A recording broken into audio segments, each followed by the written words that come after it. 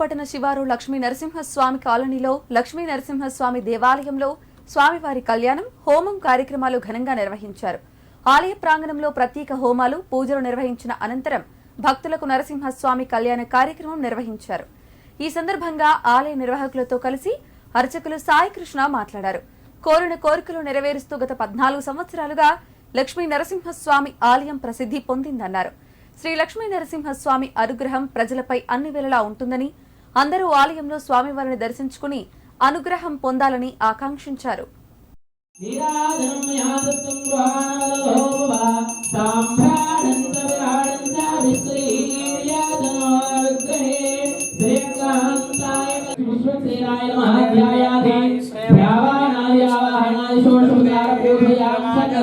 Shri Narasimhaswamy Sampoorna